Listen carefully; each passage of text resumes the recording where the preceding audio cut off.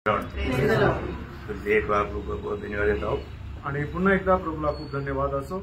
हम लोगों को आराधना के योग्य बनाने के लिए हमारे प्रभु यीशु मसीह ने हमारे लिए क्या किया, आणि आपल्याला आराधना करण्याकरता योग्य बनवण्याकरता आपला प्रभु यीशु ख्रिस्ताने काय केलं, उसके बारे में प्रभु का प्रिय दास के द्वारा हमने बहुत गहराई में बात सुना। आणि त्याच्या संबंधाने प्रभूच्या प्रिय दासाच्या द्वारे खूप गहनतेमध्ये आपण ऐकलं।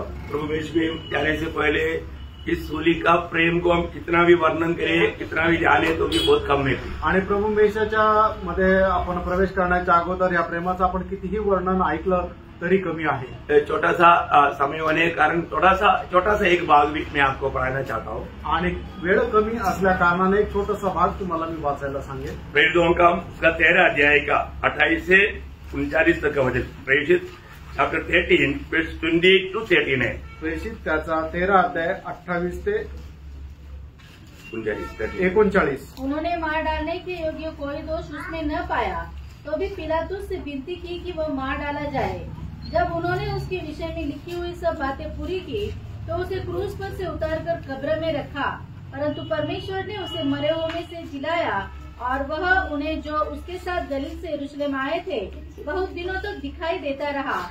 लोगों के सामने अब वे ही उसके गवाह है।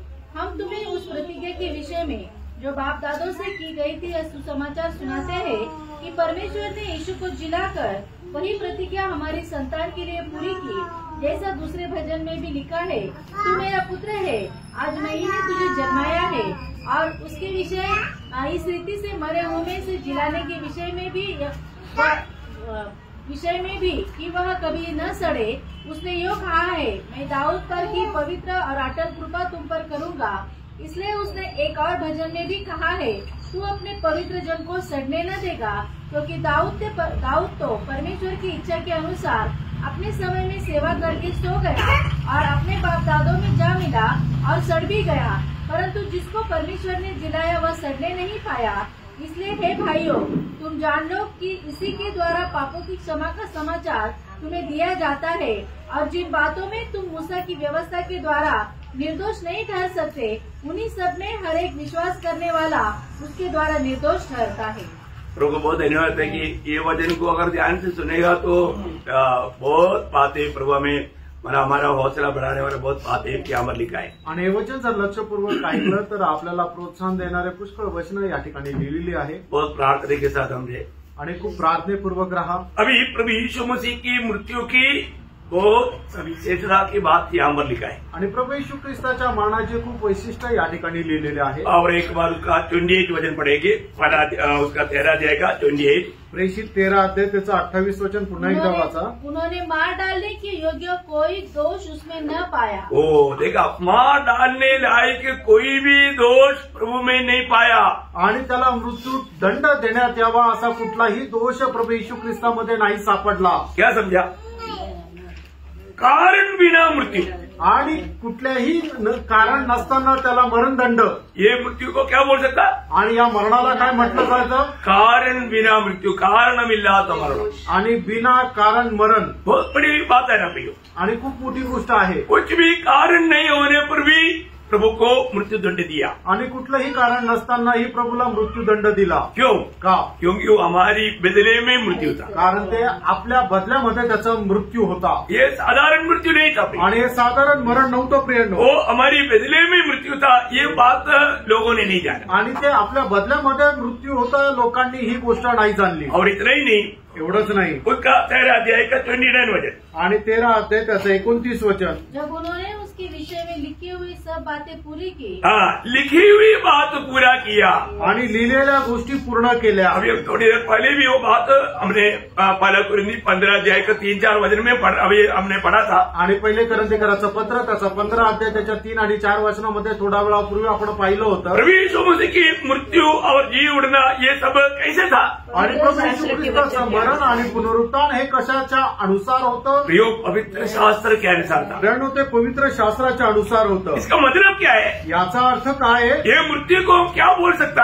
आणि या मरणाला आपण काय म्हणू शकतो? पवित्र शास्त्र के अनुसार का मृत्यू, आणि पवित्र शास्त्राच्या अनुसारचं मरण। ऐसा एक मृत्यू हम दुनिया में कहीं भी नहीं देख सकता, आणि अशा प्रकारचं एक मरण जगामध्ये दुसरीकडे कुठे नाही पाहू शकत। परंतु प्रभु यीशु मसीह की मृत्यू पूर्ण रीति में पवित्र शास्त्र के अनुसार थे। आणि प्रभू येशू ख्रिस्ताचं मरण संपूर्णरित्या पवित्र शास्त्राच्या अनुसार होतं। और ये मृत्यु में बहुत से खूबियां वहां पर लिखे हैं। आणि या मरणाच्या पुष्कळ वैशिष्ट्य त्याच्यामध्ये लिहिलेले आहे। उसका मला 37 मध्ये पढ़ आणि त्याचं 37 वचन वाचा, प्रेषित 13 त्याचं 37 वचन। वरन उसको परमेश्वर ने जिलाया, वह सड़ने नहीं पाया। हाँ, ये देखिए, ये मृत्यु न सड़ने वाला मृत्यु था। आणि जे मरण आहे ते न कुजणारं सडणारं असं ते मरण होतं। अरे मृत्यु होता है तो सब सड़ जाता, आणि एखादा मनुष्य मेल्यानंतर त्याचं शरीर सडतं। लेकिन यीशु मसीह की मृत्यु ऐसे नहीं था। आणि येशू ख्रिस्ताचं मरण असं नव्हतं। ये एकमात्र दुनिया में मृत्यु है जो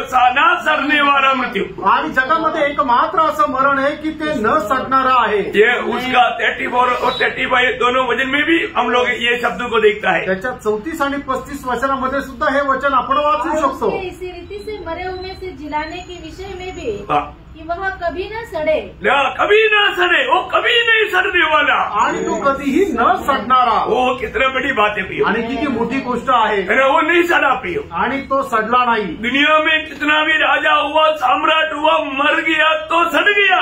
आणि जगामध्ये कितीही मोठे राजे झाले, सम्राट झाले, ते मेले पण त्यांचं शरीर सडलं। परंतु एकमात्र व्यक्ति जो मरने के बाद में कभी नहीं सड़ा और कभी नहीं सड़ेगा। आणि एकमात्र व्यक्ती की जो मेल्यानंतर कधी सडला नाही आणि कधी सडणार नाही। और इतना ही नहीं, एवढंच नाही, उनका कब्र आज भी खुला पड़ा है। आणि त्याची कबर आजही उघडी आहे। मत्ती 28 अध्याय के 1 से 7 तक का वचन अभी पढ़ने की जरूरत नहीं, आप लोग जानता है। आणि मग ते 28 अध्याय 1 ते 7 वचनामध्ये लिहिलेले वाचण्याची गरज नाही, तुम्हाला ठाऊक आहे। वो खुला हुआ वो खबर, आणि ती उघडी अशी कबर। खुला हुआ खबर क्या बोलता पियो? आणि ती उघडी कबर काय सांगते? वो वहां पर नहीं सड़ा है, आणि तो तिथे नाहीये, तो सडलेला नाहीये, वो जीवड़ा है, तो पुनरुत्थित झालेला आहे। कितना आनंददायक बात है प्रियो। आणि किती आनंददायक गोष्ट आहे। हम लोग जिस पर विश्वास किया, अरे ओ यीशु मसीह कभी न सड़ने वाला भूमि जीवड़ा हुआ महान परमेश्वर है। आणि ज्याच्यावर आपण विश्वास केला तो कधीही न सडणारा तो महान परमेश्वर आहे। और इतना ही नहीं, एवढंच नाही, हमने पढ़ा हुआ भाग में उसका 13 अध्याय का 32 वचन में,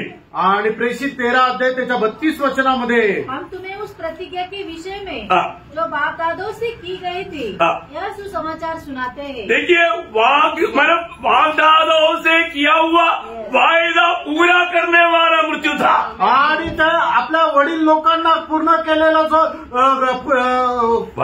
जो वायदा आहे तो पूर्ण करणारा होता। हमारे पुरखों को प्रभु ने वायदा दिया था, आणि आपले जे पूर्वज आहेत त्यांना प्रभूने करार केला होता।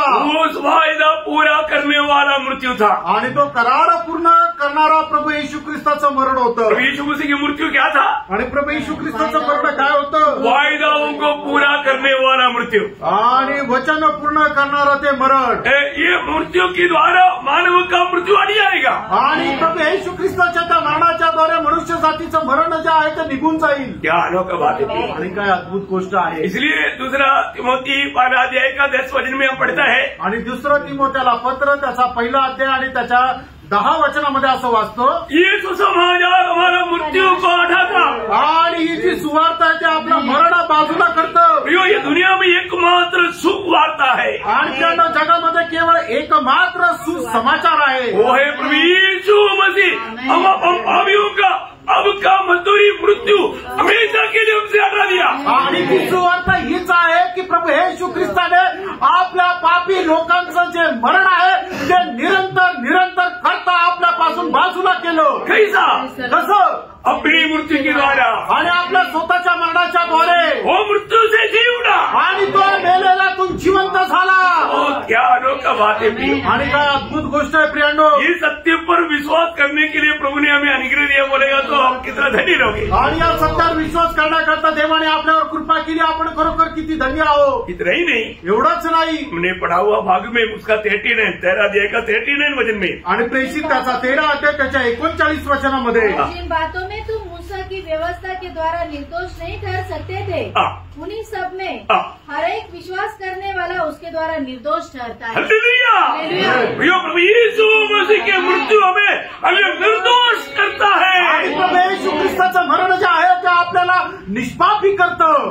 इतना बड़ी बात है, आणि किती मोठी गोष्ट आहे। हमें निर्दोष कराने वाला मृत्यू, आणि आपल्याला निर्दोष करणारा प्रियो, ये बात आप थोड़ा सी मोशा की व्यवस्था के द्वारा पूरा करेगा तो भी धर्मी नहीं बन सकता, निर्दोष नहीं बन सकता। आणि मोशेचे नियमशास्त्र पूर्णपणे तंतोच्या तंत जसंच्या जसं पाळलं तरी सुद्धा आपण निर्दोष नाही ठरू शकत। परंतु प्रभु यीशु मसीह की मृत्यू हमें निर्दोष बनाता, आणि प्रभू येशू ख्रिस्ताचं मरण आपल्याला निर्दोष बनवतं। कितना बड़ी बात है प्रियो, आणि किती मोठी गोष्ट आहे प्रियांनो। मतलब ये एक बिना पाप की अनुभव में जीवन मिलाने वाला वो पदवी हमको प्रभु लाने के लिए यीशु मसीह हमारे पाप की सजा उड़ाकर मृत्यू पाया। आणि आपल्याला अशा प्रकारच्या निर्दोष अवस्थेमध्ये अनुभवामध्ये आणण्याकरता प्रभु येशू ख्रिस्ताने आपल्या करता ते मरण सहन केलं। आज हमें इसलिए मृत्यू का डर नहीं, आणि म्हणूनच आज आपल्याला मरणाची भीती नाही। कितने लोगों को मृत्यू का डर है? आणि किती लोकांना मरणाची भीती आहे? देखा कोई हाथ नहीं, आणि कुणी हात नाही वर केला। हाथ लाया कि नहीं? हात आणलाय का नाही? क्यों नहीं उड़ाया? गाणे वर केला, क्यों नहीं उड़ाया? गाणे वर केला। प्रभु ने मृत्यू के डर से छुड़ाया आणि प्रभूने मरणाच्या भीतीपासून आपल्याला मुक्त केलं। मेरा इब्रानियों उसका दूसरा अध्याय का 15 वचन में पढ़ता है, आणि इब्रिकराचं पत्र त्याचा दुसरा अध्याय त्याच्या 15 वचनामध्ये आपण अशा प्रकारे वाचतो, प्रभु ने हम सबको मृत्यू के डर से छुड़ा लिया। आणि प्रभूने आपल्याला प्रत्येकाला मरणाच्या भीतीतून मुक्त केलं। जो भी विश्वास किया उनको सबको प्रभु ने छुड़ाया, आणि ज्यांनी कोणी विश्वास केला त्या प्रत्येकाला प्रभूने मुक्त केलं। और ये मृत्यू का और एक खूबी क्या है? आणि या मरणाचं अजून एक वैशिष्ट्य काय आहे? उसी 13 अध्याय का 38 वचन, आणि प्रेषित त्याचा 13 अध्याय त्याचं 38 वचन। हे भाइयों, हाँ। तुम जान लो कि इसी के द्वारा पापों की क्षमा का समाचार तुम्हें दिया जाता है। प्रियो, हमें पाप क्षमा देने वाला मृत्यू था, आणि आपल्याला पापाची क्षमा देणारा त्या प्रभू येशू ख्रिस्ताचं मरण होतं। कितनी अनोखी बात है प्रियो, आणि केवढी अद्भुत गोष्ट आहे वो प्रियांनो। मृत्यू कितना विशेषता का है, आणि ते जे मरण आहे ते किती वैशिष्ट्यपूर्ण आहे। है ना? आपको मालूम है रोमियो 6:23 में लिखा है कि पाप का मजदूरी मृत्यू है, आणि रोम त्याचा 6 अध्याय त्याच्या 23 वचनाच्या अनुसार पापाचं वेतन मरण आहे। तो आगे क्या लिखा? आणि पुढे काय लिहिलंय? परमेश्वर का वरदान, आणि देवाचा कृपादान, परमेश्वर का वरदान प्रभु यीशु मसीह में अनंत जीवन, आणि देवाचा कृपादान प्रभू येशू ख्रिस्तामध्ये सार्वकालिक जीवन आहे। वो प्रभु यीशु मसीह की मृत्यू किस लिए था प्रियो? आणि प्रियांनो, प्रभू येशू ख्रिस्ताचं मरण कोणाकरता होतं? एक पापी को धर्मी बनाने के लिए, आणि एक पापी व्यक्तीला नीतिमान बनवण्याकरता, पाप का मजदूरी मृत्यू से छुड़ाने के लिए, आणि पापाचं वेतन मरण याच्यापासून मुक्त करण्याकरता। ये सच्चाई पर विश्वास किया वो पौलुस बोलता है तिमोथी 1 अध्याय का 15 वचन, प्रभु यीशु पापियों का उद्धार करने के लिए जगत में आया।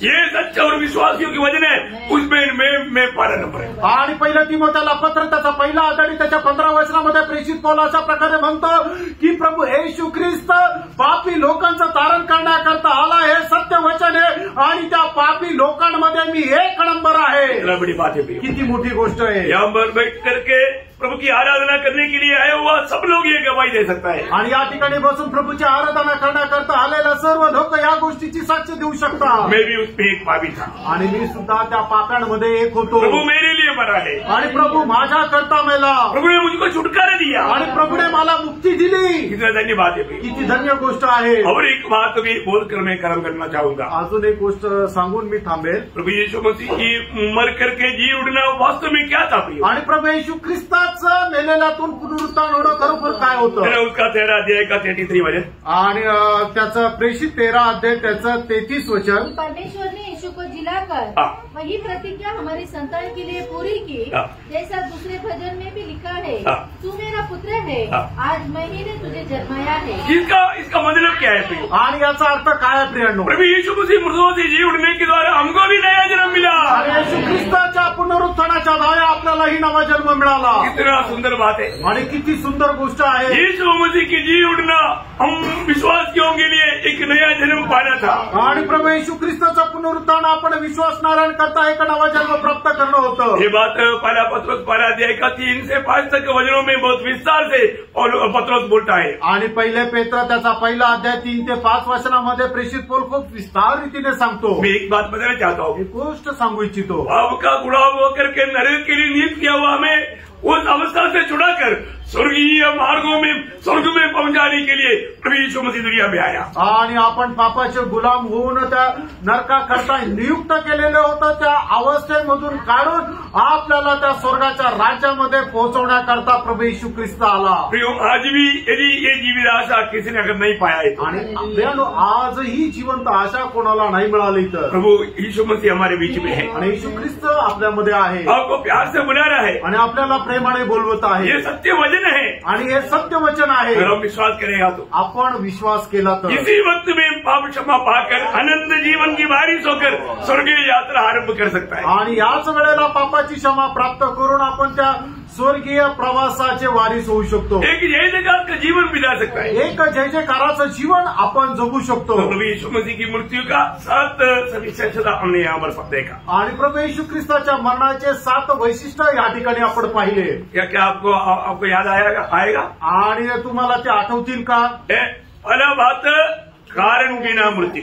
आणि पहिली जे वैशिष्ट्य होतं की विनाकारणाचं मरण। ऐसा एक मृत्यू ये दुनिया में किसी के हुआ नहीं, आणि अशा प्रकारचं एक मरण या जगामध्ये कोणाचं झालं नाही। हर एक मृत्यू का एक कारण जरूर रहता, आणि प्रत्येकाच्या मरणाचं एक कारण राहतं, और यीशु मसीह की मृत्यु में कोई कारण नहीं। आणि प्रभू येशू ख्रिस्ताच्या मरणामध्ये काही कारण नाही। दूसरा हमने देखा, पवित्र शास्त्र का अनुसार का मृत्यू था। आणि दुसरं आपण पाहतो की पवित्र शास्त्राच्या अनुसार मरण होतं। लिखा हुआ अनेक वचनों को पूरा करके ये मृत्यु मैंने प्रभु ने सहा, आणि मग लिहिलेल्या सर्व गोष्टी पूर्ण करत प्रभूने मरण सहन केलं। तीसरा हमने देखा कि वो सड़ना नहीं देखने वाला मृत्यू था, आणि मग न कुजणारं असं ते मरण होतं। अरे वो मृत्यु में वो व्यक्ति नहीं सड़ेगा, आणि त्या मरणामध्ये तो व्यक्ती सडणार नाही। और चारों हमने देखा, प्रभु ने मूर्खों को दिया हुआ वायदा पूरा करने वाला मृत्यु था। आणि चौथं आपण बघितलं की पूर्वजांना दिलेलं जे अभिवचन आहे ते पूर्ण करणारं मरण होतं। पांचों हमने देखा, हमें पापी को धर्मी बनाने वाला मृत्यू था। आणि पाचवं आपण पाहिलं, आपण जे अनीतिमान आहे ते आपल्याला नीतिमान बनवणारं ते मरण होतं। छठवां हमने देखा, हमें पाप क्षमा देने वाला मृत्यू था। आणि सहावं आपण पाहिलं की तो पाप क्षमा देणारं मरण होतं। आखिर में हमने देखा, हमें नया जन्म देने वाला मृत्यू था। आणि शेवटी 7वी गोष्ट आपण पाहिली की आपल्याला